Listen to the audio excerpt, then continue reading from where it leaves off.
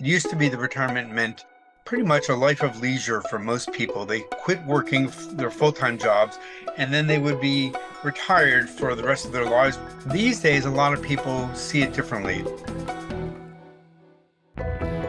Welcome to The Best New Ideas in Money, a podcast from MarketWatch. I'm Stephanie Kelton. I'm an economist and a professor of economics and public policy at Stony Brook University. And I'm James Rogers, a financial columnist at MarketWatch. Each week, we explore innovations in economics, finance, technology, and policy that rethink the way we live, work, spend, save, and invest. Stephanie, do you ever think about retirement? I don't think about it a lot, but last week I got something from a former employer telling me about upcoming changes to the retirement plan, so I started thinking about it last week. What about you? Yeah, I do think about it. Some friends of mine have recently taken early retirement, which has really kind of got it on my radar. And I suppose it's the type of thing now that I'm getting to an age where it's starting to look a bit more like a reality rather than just an idea. But, it's still a ways off. Yeah, for me too. I don't have plans to retire for a long time. But if a new trend continues, retirement might be even further off than we think. Employment rates among seniors have been on the rise. According to the US Bureau of Labor Statistics, last year 26.6% of Americans aged 65 to 74 were still working. And rates were also up for workers aged 75 and up.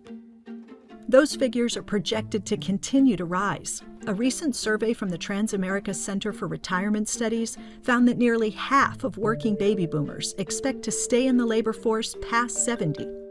So what's behind that change? There's a lot of reasons why people are continuing to work. One is the easiest, for money. That's Angela Moore, MarketWatch's retirement editor. We are in what people are calling a retirement crisis, where people don't have enough to retire. The median retirement account balance is shockingly low. And once you retire, you don't have any more money coming in. So a lot of people are continuing to work, and they're not always continuing to work at their usual career job. Sometimes they will do a part-time job. Maybe it's working at a cafe or doing some consulting, or if in their regular job they were a lawyer, they may look over contracts for somebody. It's something that is fewer hours but still gives you some money. So plenty of people are still doing that. Also, if you do that, it allows you to hold off claiming Social Security. Angela says these days, many people try to wait until they turn 70 to claim Social Security. You can start taking it as early as age 62, but many people wait until they reach what's known as the full retirement age.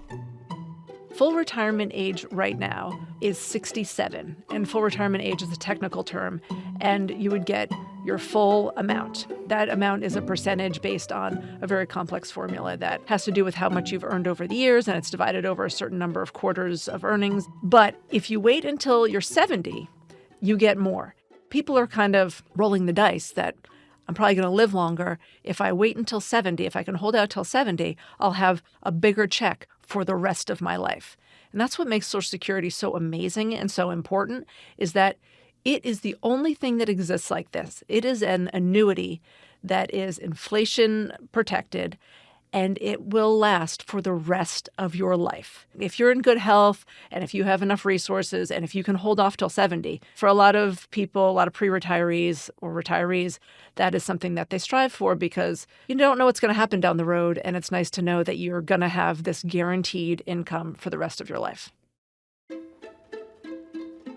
Financial planning is definitely a key component of why more Americans are working longer. But it's not the only factor.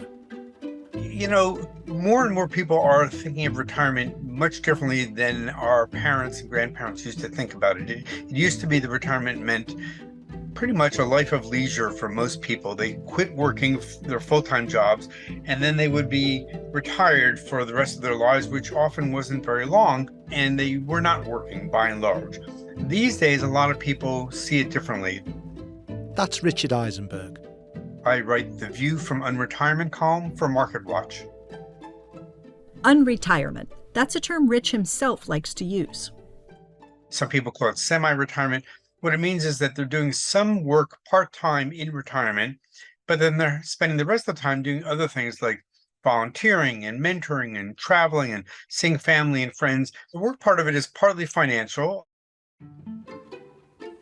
But it also goes beyond that. Retirement often looks different than we imagine it. Here's Angela Moore again. People often think, oh, when I retire, I'm going to be fine. I love to go on vacation and I never worry about work, or I never miss work when I'm on vacation. Going on vacation is not the same as retiring. When you retire, people really feel like they don't have a purpose anymore. You look at your day and you used to have people calling you up to solve problems, which maybe was annoying. All the problems you had to solve, all the office politics you had to deal with, you didn't love it. But maybe you look at a day where nobody actually wants anything from you, nobody cares what you think, and that can be really distressing to people. 2 recent surveys bear out this idea that retirement often doesn't meet our expectations. The first, called the Retirement Perspectives and Attitudes Survey, found that 52% of pre-retirees believed the transition to retirement would be smooth. Just 32% of retirees said it was. A lot of them said it was kind of bumpy for them, and they weren't unhappy. They just said there's a transition. It also took longer than they expected. Pre-retirees thought it would be about 6 months or less, but the people who were actually retired said no, it actually took them a year or longer to feel like they had made the transition into retirement. The second survey, titled The Great Retirement Disconnect, took a look at retirees' biggest non-financial fears. It also showed a contrast between pre-retirees and those who had already retired. As you can imagine, people who were not yet retired were mostly worried about finances when they were thinking about retirement. But the retirees themselves said they were mostly concerned about health and also things like the political and economic environment. They were concerned about their financial situation too, but less so than the people were before they retired. It's not just perceptions from workers that have shifted. Over the last 3 years, the way we think about work itself has changed dramatically, with huge implications for older employees. COVID really did a lot for older people working. One, working from home became so common, and so it made it easier for people who maybe didn't want to commute, of all ages, right? Or who live in a place that isn't a hub of industry, to be able to work at a job that paid real money for longer, right? It's easier on your body and it could be a lot more flexible. So that really helped people of all ages. It helped older people in a way also, because we've heard a lot about ageism at work. And if you're remote, a lot of times people don't know how old you are. So that's really helped older people as well. And the labor market, in terms of, we saw a real situation where companies were really scrambling for workers. And it gave older people, who often feel pushed out of their companies as they get to a certain age, it made them feel like their companies still wanted them. And it was a pretty smart move for the companies as well, because you've got these people who really know what they're doing. Ongoing demand in the labor market has also led some companies to change their thinking around senior employees. For many years, there's been a lot of age discrimination by employers towards older workers, both in terms of keeping them and hiring them. They didn't want to do it in many cases. They thought they were too expensive. They would say that they didn't have the technological skills. They had lots of reasons why. But with employers needing workers, we're seeing a little less of the age discrimination, because they need people of any age to do the job. So in many cases, they are now keeping or hiring older adults in a way that they hadn't done before. Angela Moore agrees.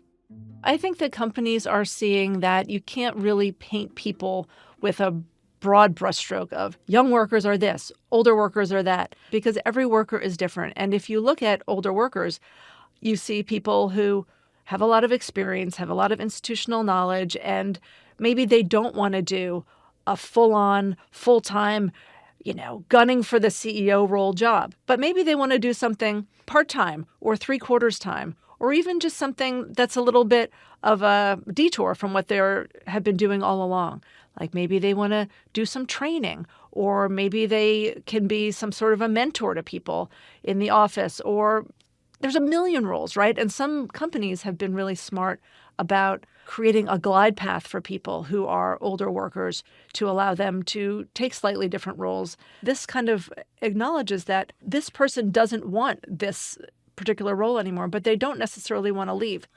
Part of what people really enjoy about work is the social aspect, is feeling connected to people, and they don't want to keep going 65 miles an hour down the highway. They may want to downshift and do 40 miles an hour. And actually, if everyone can be honest about this, companies and workers can really benefit. Coming up, continuing work isn't the only option for retirees who want to stay engaged. How else to combat the loneliness factor? That's after the break.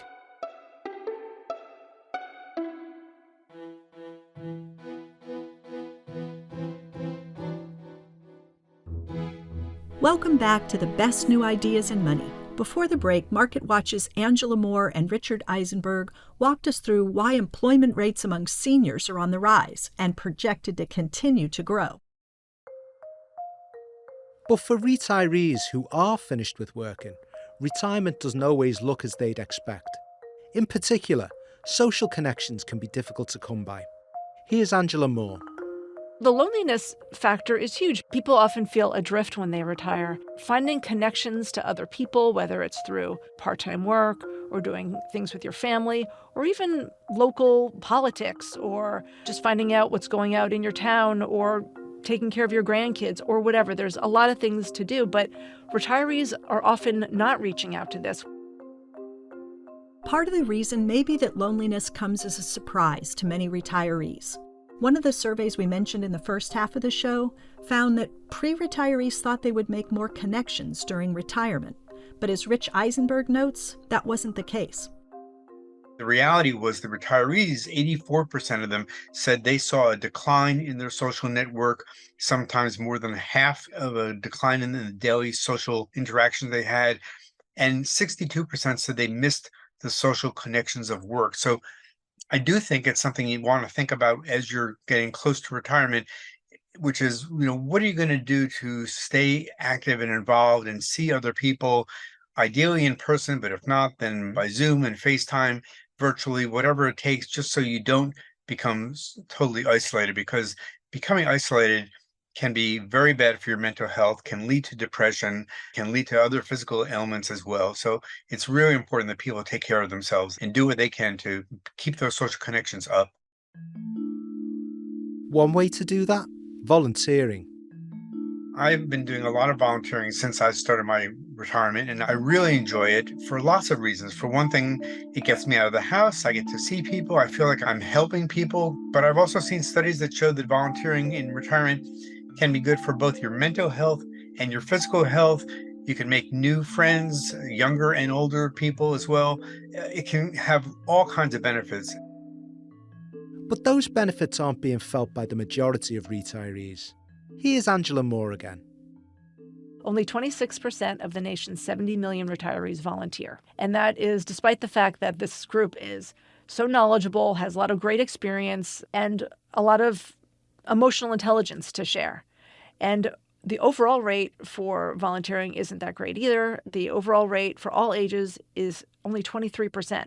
And the reason why that is, some people say, oh, my volunteering is taking care of my family. That's fine. And some people say, oh, there's some sort of like a barrier that people don't want to do it. That maybe they feel scared. They don't feel like they can take that leap. And I think that there is maybe a shyness and a discomfort to it. But you see on the flip side, there's all these organizations that are actively looking for these people.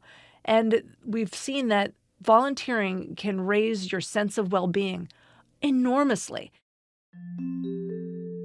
So there's a study from the University of Toronto that found that adults aged 45 to 85 who participated in volunteering and recreational activities aged more successfully than those who didn't. Those who volunteered or did charity work were 17% more likely to maintain excellent health than others. So really, even if selfishly you do it, it's so good for you, right? And we've got another study, an Age-Wave Edward Jones survey of retirees that showed that people who volunteered were more likely to feel happy at 64%. They were also more likely to feel resilient, purposeful, and healthy.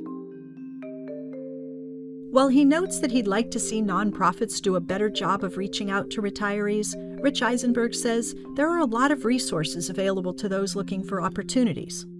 There's a program that the federal government has called AmeriCorps Seniors. A lot of people have heard of AmeriCorps, but this is a program where it's specifically for older adults who want to volunteer, and they can do it in lots of different ways. They've got something called foster grandparents. They have something called RSVP. So you can do it in person, you can do it virtually, but you'd be surprised how many nonprofits where you live would love to have you help out as much as you can, whenever you can. You don't have to feel like you have to do a certain number of hours or certain days of the week or anything. If you don't know where to go, there are websites like Volunteer Match that can help you find places that are looking for volunteers. And the AmeriCorps Seniors website can do that too. There's a strong emphasis on planning for retirement financially, but both Rich and Angela say that's missing a big piece of the puzzle. It's so important that people think about retirement holistically. A lot of us, and financial advisors in particular, view it as purely financial, like how much money do you have and how many years you're going to be retired, and is it going to last? And all that's very important. But there's also the psychological side of retirement and the social connection side and all those things. And I wish that financial advisors and I wish employers would do a better job of helping older adults think about retirement from those perspectives. And people would start thinking about, well, not just what are you going to retire from, but what are you going to retire to? How are you going to spend your time? And, will you be doing work? If so, what kind and how much? And how are you going to fill up your days? Because you're suddenly going to find a blank calendar and you'll want to fill it up. Maybe not as full as it had been when you were working full time, but you probably don't want to be looking at an empty day every day either. It's funny. The financial aspect of retirement is, of course, important. The emotional side of it, the non-financial side, sort of the squishy side of retirement, isn't something that we look at very much. But when people actually retire, the emotional stuff is really what throws them for a loop. And I do think that it makes sense for us to do kind of pre-retirement planning of that squishy stuff. So I think that we all owe it to ourselves at all stages of our lives to be nurturing that part of us that isn't just about everybody else, but that's about ourselves, and think, what do I want to do? How can I be of service to the world? What's my place in the world? And what kind of legacy do I want to leave? Thanks for listening to the best new ideas in money. You can subscribe to the show wherever you listen to podcasts. If you like what you heard, please leave us a rating or review. And if you have ideas for future episodes, drop us a line at bestnewideasinmoney@marketwatch.com. Thanks to Angela Moore and Richard Eisenberg. To learn more about the latest in retirement, head to marketwatch.com. I'm Stephanie Kelton. And I'm James Rogers. The Best New Ideas in Money is a podcast from MarketWatch. The producers are Meta Lutsoft and Katie Ferguson, who also mixed this episode. Melissa Haggerty is the executive producer. Tim Roston was our newsroom editor on this episode. The Best New Ideas in Money theme was composed by Sam Retzer. Stephanie Kelton is an economist and a professor of economics and public policy at Stony Brook University, and not part of the MarketWatch newsroom. We'll be back next week with another new idea.